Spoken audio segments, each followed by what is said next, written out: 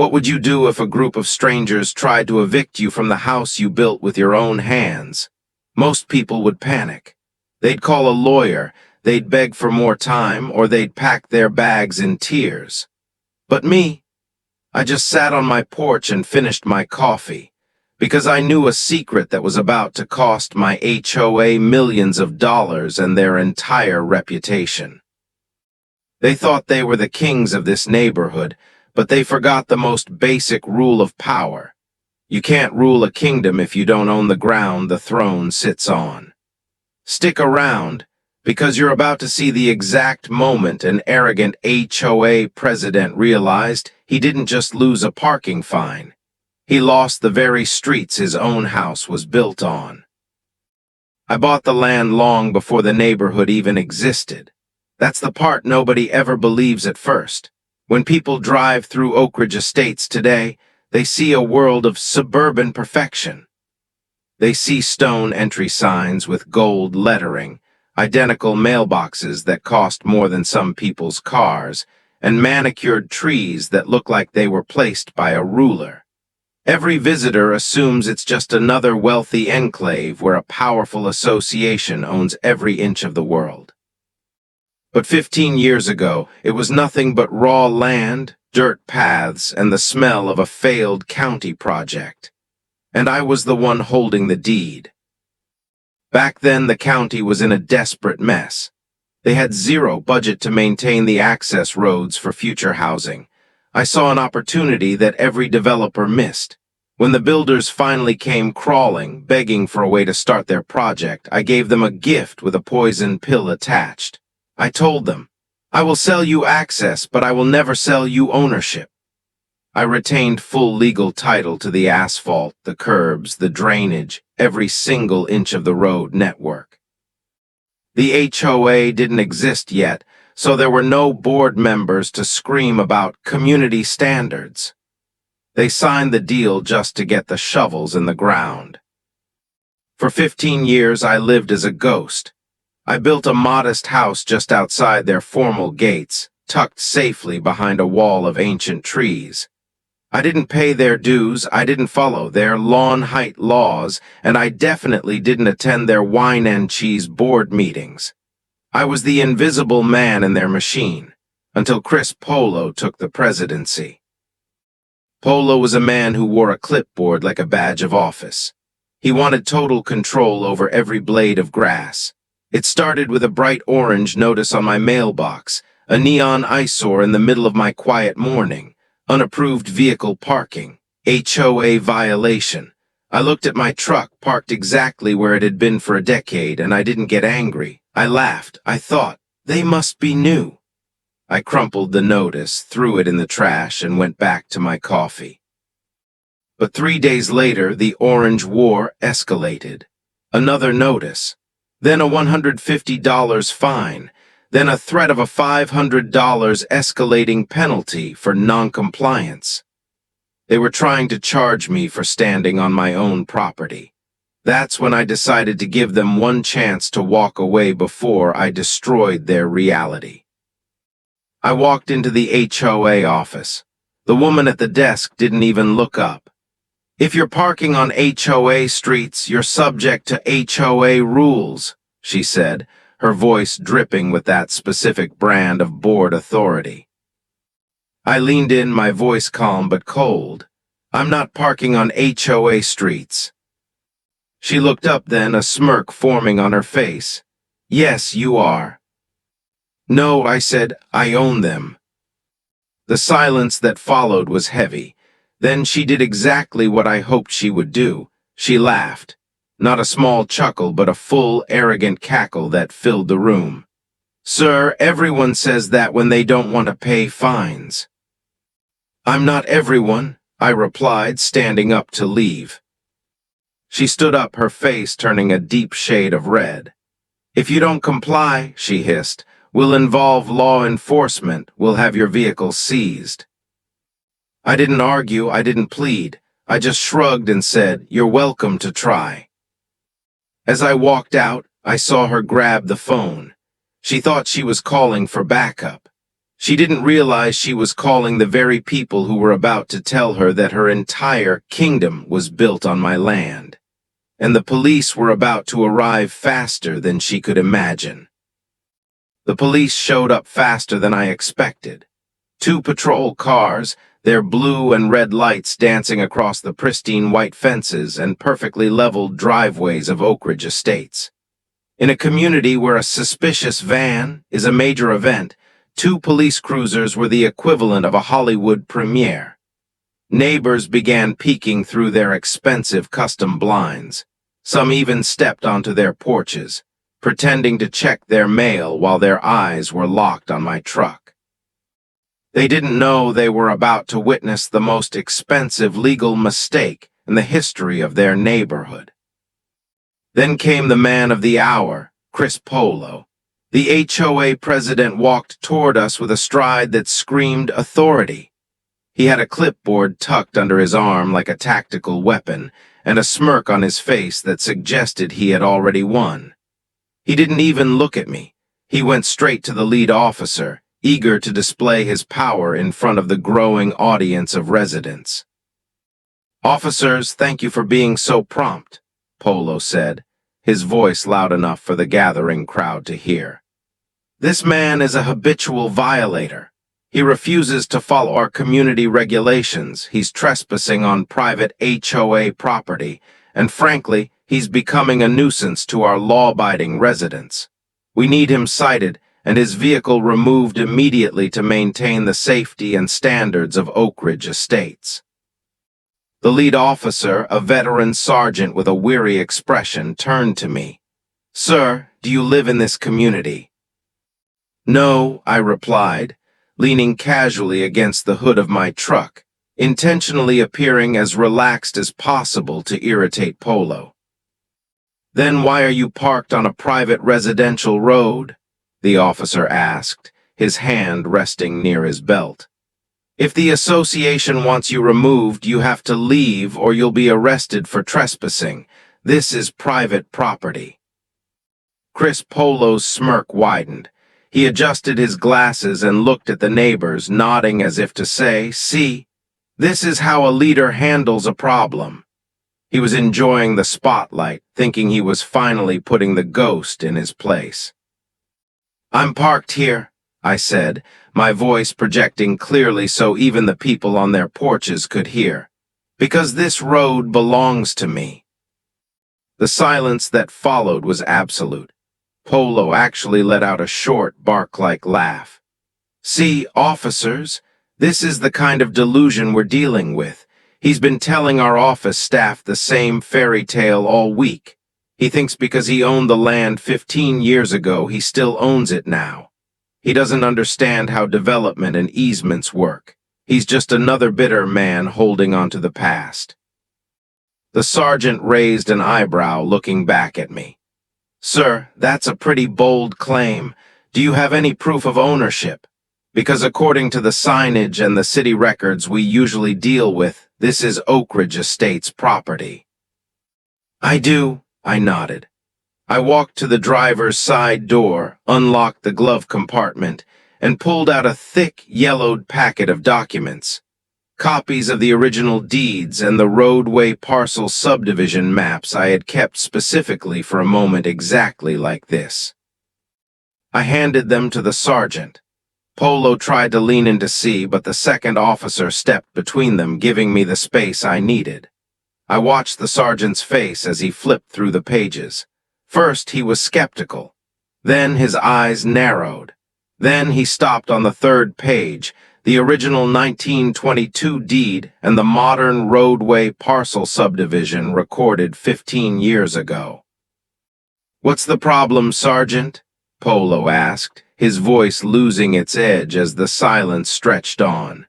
"It's just some fake paperwork, right? A desperate attempt to avoid a fine." The sergeant didn't look at Polo. He looked at the second officer. "Look at this. Parcel ID 44B, roadway ownership retained by the Sterling Trust, easement granted for access only, but the underlying fee remains with the grantor. He didn't just sell the land, he kept the roads." The second officer whistled low. Wait, so the HOA doesn't own the asphalt? No, the sergeant said, finally turning back to Chris Polo. His voice was no longer polite. It was the voice of someone who realized they had been used as a pawn. According to these deeds, which carry the county recorder's seal, these roads are privately owned by Mr. Warren. You guys have an easement to use them, but you have zero ownership of the physical land or the pavement. You can't trespass a man from his own property. The color didn't just drain from Chris Polo's face. It looked like his entire soul had left his body. That's impossible, he stammered, his clipboard shaking. We maintain them, we pay for the snow removal, we pay for the landscaping, we have a contract. The sergeant shrugged.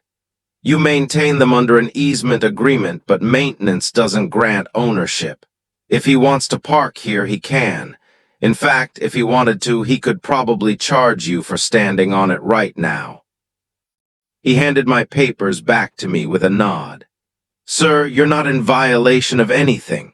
In fact, he turned back to Polo, if I were you, I'd stop issuing notices and start talking to a lawyer. Because if you call us out here again for a trespasser who owns the ground we're standing on, I'll be filing a report for harassment and misuse of police resources. The police cars pulled away, leaving the neighborhood in a heavy, awkward darkness. The neighbors were staring at Polo now, the authority figure who had just been humiliated. I looked at the HOA President, who was clutching his clipboard so hard his knuckles were white. This isn't over, he hissed, his voice trembling. Ownership or not, we have a community to protect. You'll be hearing from our legal team. You can't just break our rules. I look forward to it, Chris, I said, climbing into my truck. But just a heads up. My lawyer is a lot more expensive than your dues, and he's much better at reading deeds than you are. The next few days were eerily quiet. No orange notices, no letters, no knocks at the door. To anyone else, it would have looked like the HOA had surrendered after the police confrontation. But I've lived long enough to know that when a man like Chris Polo gets embarrassed in front of his neighbors, he doesn't reflect on his mistakes. He looks for a bigger hammer. Within a week, the HOA doubled down in the most aggressive way possible. They didn't send a letter this time. They sent a message. Overnight, a crew arrived and installed massive industrial-grade metal signs directly into my asphalt. No parking. HOA enforced. VIOLATORS will be TOWED. They were angled like warnings at a border crossing, driven straight into the ground I paid taxes on. It was a blatant challenge of ownership. They were counting on me being too tired or too intimidated to fight back. They were betting that I would see those signs and think, maybe it's not worth the hassle. They were counting on the fear of an impound lot to keep me in line. That afternoon, I didn't hide my truck in the garage. I didn't tuck it behind the trees. I parked it exactly where I always did, on the widest stretch of road near my property line, right in the shadow of one of their illegal signs. Then I sat in my darkened living room with a fresh pot of coffee and waited. I knew Polo wouldn't be able to resist. I didn't have to wait long. Around 6:40 p.m., just as the sun was dipping below the horizon, the roar of a heavy diesel engine echoed through the quiet streets. A massive tow truck, lights flashing amber and yellow, rolled into the community. It was one of those big recovery rigs, the kind designed to pull semi-trucks. It was overkill for a pickup truck, but Polo wanted to make a statement. Neighbors gathered once again. This was the main event. People were actually filming from their windows now. The tow driver, a burly guy who looked like he'd seen 1,000 parking wars, hopped out of the cab with a clipboard in hand. He walked around my truck, checking the tires, looking for the best place to hook his heavy metal chains. I stepped off my porch and walked toward him, my boots crunching on the gravel. "Evening," I said, my voice projecting through the cool air. The driver looked up, startled. You the owner of this vehicle? I am, I replied. Look, sir, I don't want any trouble, he said, sounding tired. But you're parked in a no parking zone enforced by the HOA. I've got a signed order here to tow this vehicle to the impound lot. My advice? Just let me take it and settle it with them in the morning. If I don't tow it, I don't get paid. I gave him a small, sympathetic smile. I believe you don't want trouble. That's why I'm going to give you a warning. You've been lied to. Those signs, they're illegal. This road, it's private property. He frowned, looking at the HOA enforced sign. Sir, I have a contract with the Oak Ridge HOA. They told me they own the streets. I've been doing work for them for 3 years. They signed the indemnity forms. I know what they told you, I said. But if you hook that truck up, you're not enforcing a code. You're stealing private property from private property. That's a felony. And since you're using a commercial vehicle to do it, your insurance won't cover the lawsuit I'll file against your company by 9:00 a.m. tomorrow. Is Chris Polo's ego worth your commercial driver's license? The driver hesitated. He wasn't a lawyer, but he knew the word felony wasn't part of his job description. I handed him the same document the police had read days earlier. He scanned it once, then twice. His shoulders sagged as he realized he'd been sent into a legal minefield by a board that didn't do their homework. You actually own the roads, he muttered, looking at the official seal on the deed.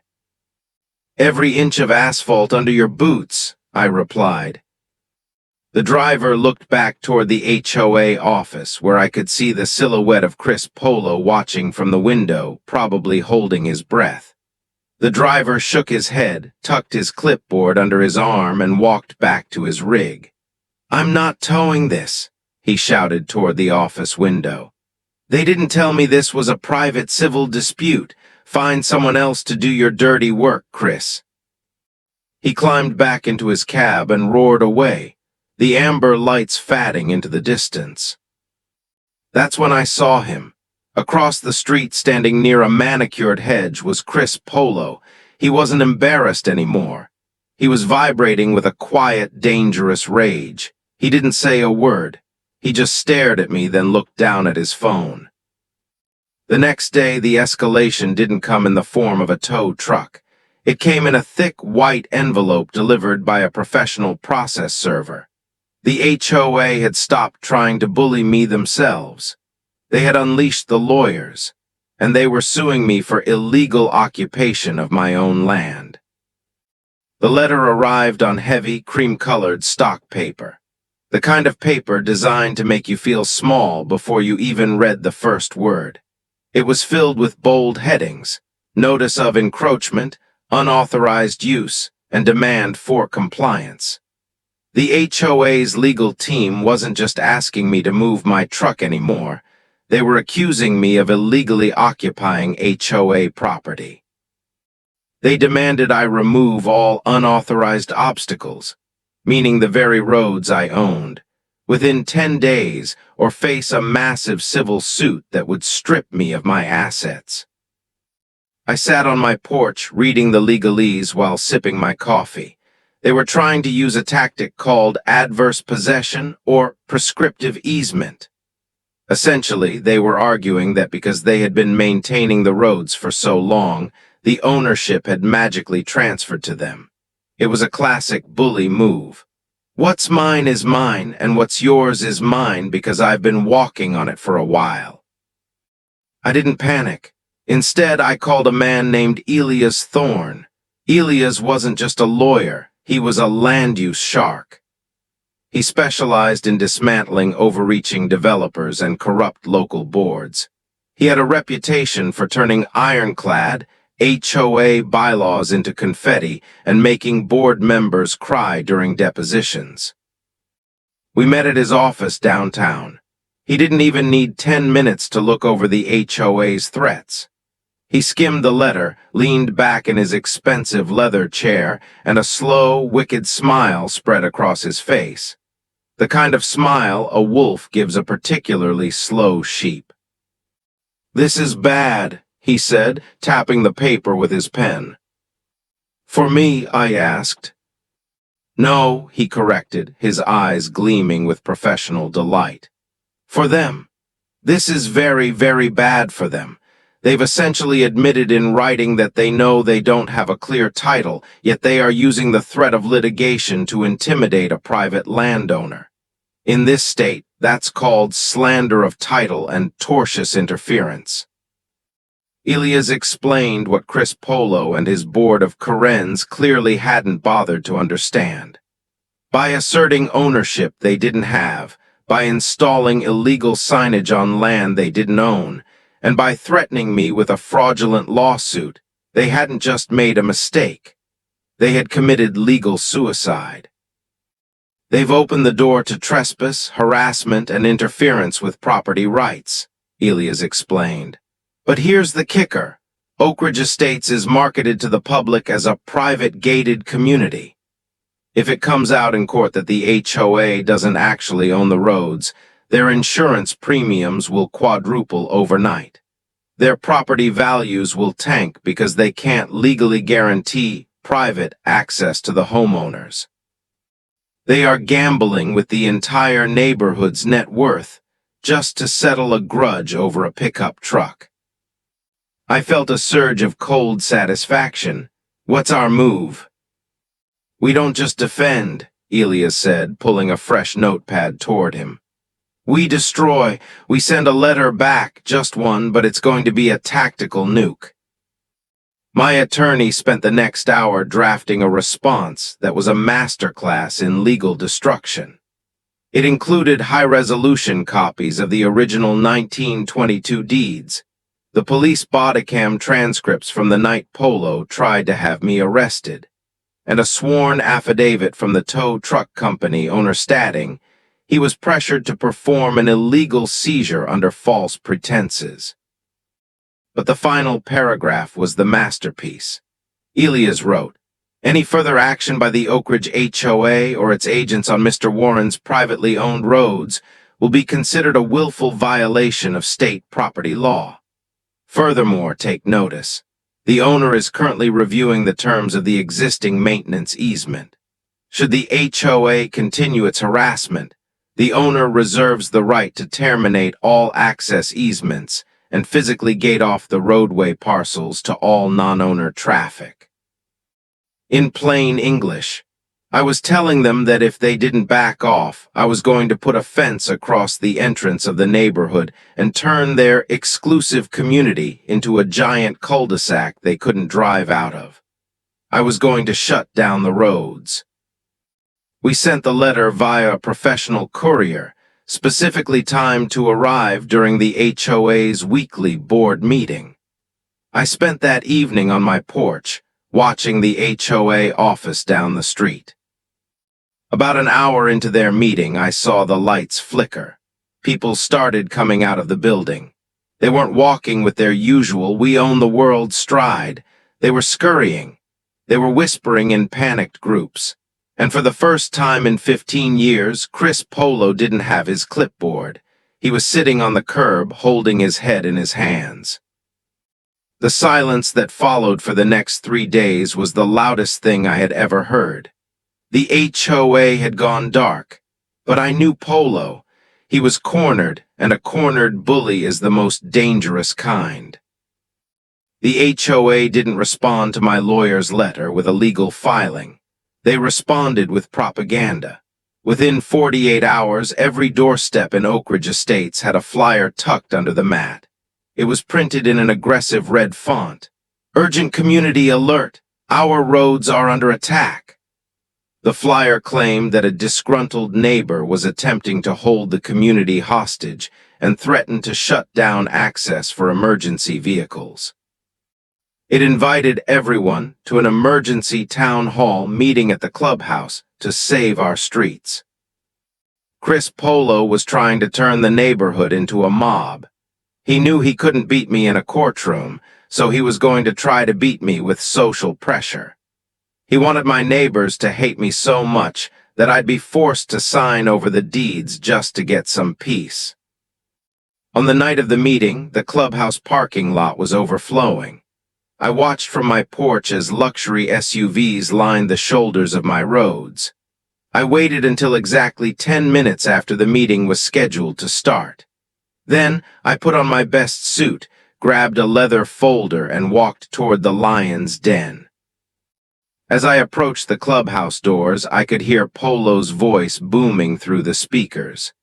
He wants to put up gates. He wants to charge you a toll just to get to your own driveways. This man is a predator. I pushed the double doors open. The room was packed with nearly 200 people. The air was thick with tension and the smell of expensive coffee. Every head turned. The room went silent, save for the hum of the air conditioner. Polo stood behind a mahogany podium, his face flushing a deep purple the moment he saw me. "This is a closed meeting for HOA members only," Polo shouted, pointing a trembling finger at me. "You aren't a member. Leave now or we'll have security escort you out." "Actually, Chris," I said, my voice calm and projecting to the back of the room, "since you're currently discussing my private property and making defamatory statements about my character, I have every legal right to be here. In fact, my lawyer is on speakerphone right now, recording this entire session for our upcoming harassment suit." I didn't wait for him to respond. I walked straight down the center aisle. People pulled their chairs back as I passed, some whispering, some looking at the floor. I reached the front, turned around, and faced the crowd. "How many of you," I asked the room, "know where your $400 a month HOA dues are actually going?" "They go to the roads," a woman in the front row cried out, "to keep them beautiful." I opened my folder and pulled out a spreadsheet Elias had prepared. Last year, this HOA spent $60,000 on roadway maintenance and insurance. But here, the problem, the insurance policy they're paying for, it's invalid. It covers HOA-owned property. Since the HOA doesn't own these roads, if any of you had an accident out there, your claims would be denied. The HOA has been collecting your money for a service they can't legally provide. A murmur rippled through the room. This wasn't the villain Polo had described. This was a man talking about their bank accounts. "And it gets worse," I continued, looking directly at the board members sitting behind Polo. "Chris Polo didn't tell you that he authorized $10,000 of your money to hire a law firm to sue me for property I've owned for 15 years. He didn't tell you that the no parking signs he installed cost $5,000 in community funds, and they were installed illegally on private land. He's not saving your streets. He's burning your money to feed his ego." Polo slammed his fist on the podium. "He's lying. He's trying to divide us so he can seize control." "I don't want control, Chris," I said, turning to him. "I already have it. I own the asphalt. I own the dirt. I even own the drainage system under your house. I've been a silent, peaceful neighbor for over a decade. I never charged a dime for access. I never interfered with your lives. But the moment you decided to tape an orange notice to my mailbox and threaten my livelihood, you turned a silent partner into a very loud landlord." I looked back at the neighbors. "I'm not here to shut down the roads. I'm here to tell you that the person you elected to lead you is currently leading you into a multi-million-dollar liability. If this lawsuit proceeds, every single homeowner in this room could be hit with a special assessment to cover the legal damages. Is that what you want?" The silence that followed was different this time. It wasn't awkward, it was calculating. People were looking at Polo, then at the board, then at each other. The mob was shifting, and the pitchforks were starting to point in a new direction. The clubhouse, which usually echoed with the polite clinking of coffee cups and discussions about landscaping, had turned into a courtroom of public opinion. Chris Polo stood behind the podium, his knuckles white as he gripped the edges of the wood. He looked like a man watching his kingdom crumble in real time. The hidden clause he tried to scream about, a supposed right-of-way for the HOA, was quickly debunked by the spreadsheet I held in my hand.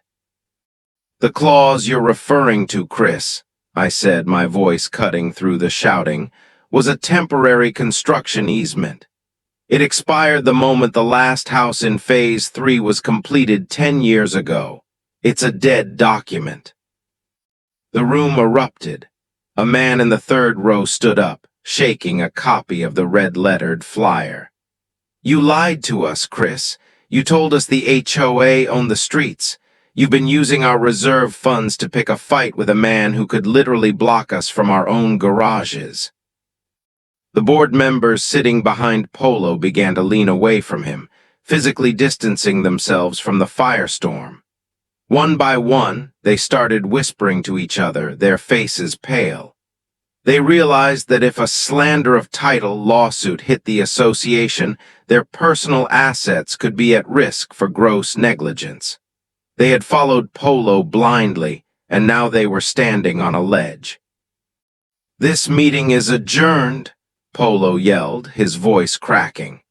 He tried to gather his papers and flee toward the back exit, but the crowd wasn't letting him off that easily.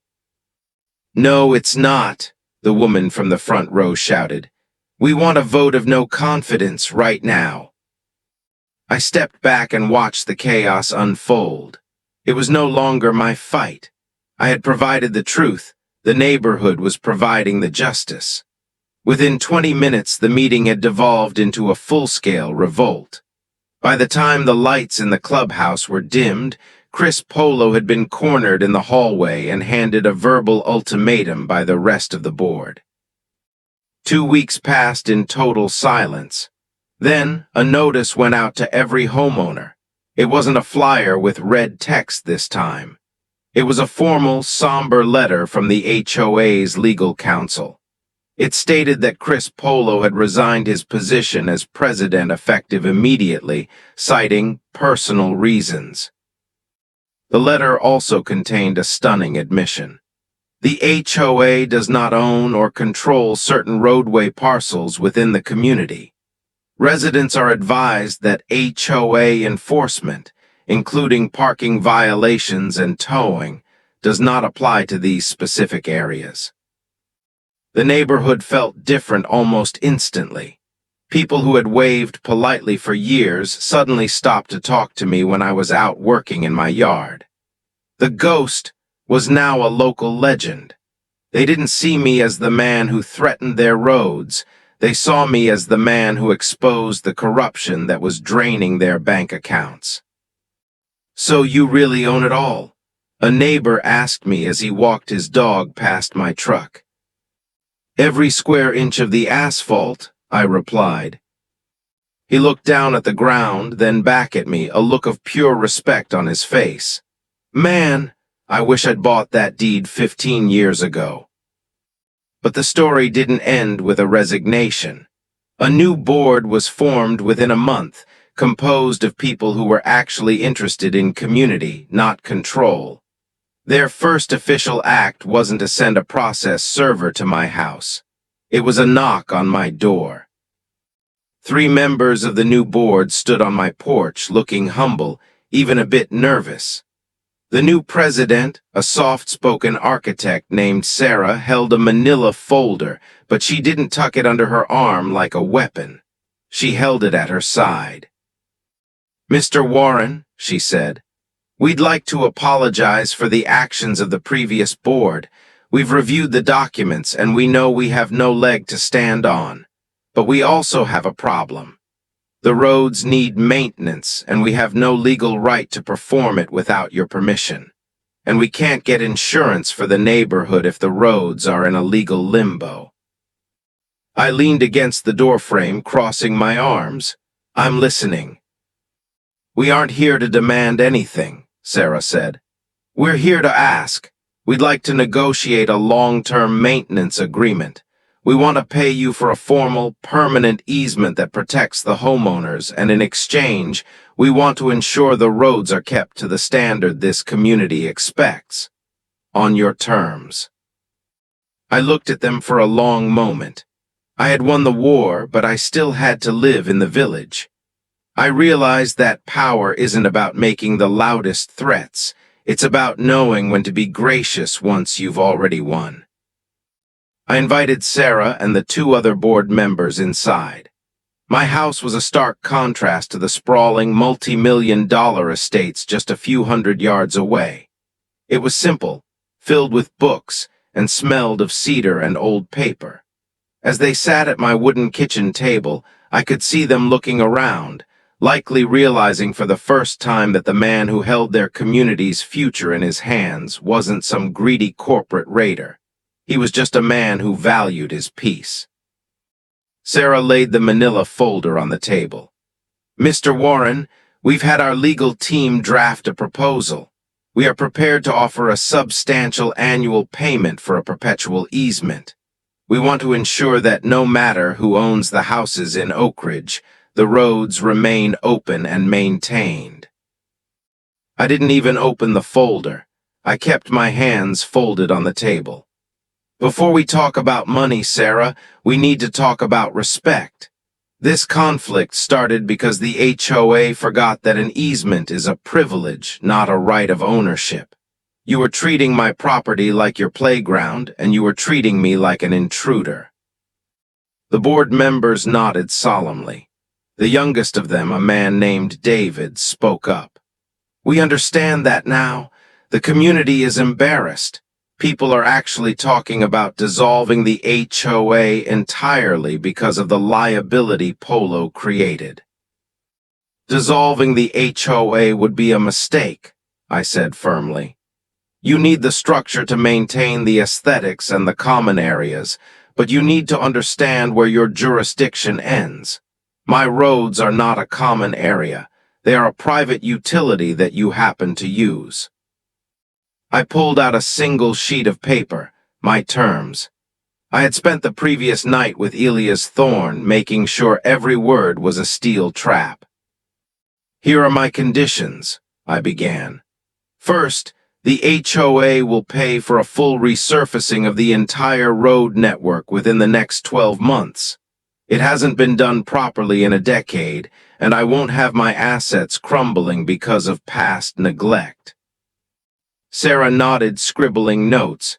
"That's reasonable. We have the reserve funds for that." "Second," I continued, "the HOA will issue a formal written apology to be sent to every resident, clarifying the ownership of the roads and admitting that the previous board acted outside of their legal authority. I want it on the record, so 10 years from now, another Chris Polo doesn't try the same stunt." "Agreed," Sarah said without hesitation. "Third and most importantly," I said, leaning forward to look them in the eyes, "there will be a permanent, irrevocable restriction placed on the HOA's governing documents. The association shall have zero authority to enforce any parking, towing, or community standards violations on the roadway parcels. You can regulate what people do on their lawns, but the moment a tire touches the asphalt, you are out of power. My roads will remain a neutral zone where your bylaws do not exist." David looked a bit uneasy. "Does that mean people can park trailers or commercial vehicles on the streets indefinitely?" "It means," I said, "that if there is a problem on the streets, the residents come to me, the owner, and I will handle it as a neighbor, not as a bureaucrat with a clipboard. I've lived here 15 years, David. Have I ever let the roads become a junkyard?" "No," he admitted. "They've always been clear." "Exactly, because I care about the land. Polo cared about the power. There's a difference." I pushed the paper across the table. "The annual easement fee will be $1. They all froze. Sarah blinked, looking at the paper. $1, Mr. Warren, we were prepared to offer thousands." "I don't want your money," I said. If I take your money as a lease, I become a contractor. If I charge you $1 for a perpetual easement, I remain the lord of the manor who is granting you a favor. The dollar makes the contract binding, but the low cost ensures you remember that this isn't a business transaction. It's a neighborly agreement. I want my peace back. That's my price. Sarah looked at the other board members. They didn't even need to whisper. She reached for her pen and signed the bottom of my term sheet. "We'll have the formal documents drawn up by the end of the week," she said, standing up and reaching out her hand. "Thank you, Mr. Warren, for being a better neighbor to us than we were to you." I shook her hand. As they walked down my gravel driveway toward the paved entrance of Oak Ridge, I watched them pass the spot where the orange notices used to hang. I knew that by the weekend, the no parking signs would be gone. The legal war was over. But there was still one final piece of the puzzle. I had one more meeting to attend, a private one, with a man who thought he had disappeared into the shadows of his own failure. The neighborhood was finally at peace, but the air still held the static of a storm that had just passed. While the new board was busy healing the community, Chris Polo was busy trying to escape it. Word traveled fast in Oak Ridge. Polo had put his house on the market just 48 hours after his resignation. He had listed it for a premium price, hoping to cash out and vanish before the full audit of the HOA's legal expenses became public knowledge. I saw the "for sale" sign go up on his lawn, a massive gold-foiled placard that matched the arrogance of the house behind it. He wasn't just leaving, he was trying to run. But there was one final legal reality Chris Polo had overlooked in his haste to pack his bags. On the morning his first big open house was scheduled, I pulled my truck to the very edge of my property line, right where the entrance to his specific cul-de-sac began. I didn't block the road. I didn't need to. I simply placed a small, professional-looking wooden stand on the shoulder of the asphalt. On it was a laminated copy of the roadway deed and a map of the neighborhood, highlighting the private roadway parcel in bright red. Around 10:00 a.m., a sleek black sedan pulled up. It was Polo's real estate agent, followed by a line of potential buyers in high-end SUVs. They stopped at the stand, reading the notice. I sat on my porch, rocking slowly in a wooden chair, a glass of iced tea in my hand. I watched as the agent's face went pale. She got out of her car, walked over to the notice, and then looked at me. I gave her a polite nod. She immediately pulled out her phone and began a frantic conversation. 10 minutes later, Chris Polo himself stomped down his driveway, his face the color of a ripe tomato. "What is this?" he screamed, pointing at the stand. "You're interfering with a private sale. That's tortious interference. I'll sue you for every dime you have." I didn't stand up. I didn't raise my voice. "Actually, Chris, it's called full disclosure. You're trying to sell a $5 million home without informing the buyers that the driveway they're using to reach it is a private easement on land you don't own. If they buy this house and I decide to revoke the easement for this specific parcel due to prior harassment, they'll be owning a very expensive island they can't drive to." Polo looked like he was about to have a stroke. The potential buyers were watching from their cars, windows rolled down, taking in every word. "You can't do that. The new board signed an agreement." "They signed an agreement for the community," I countered.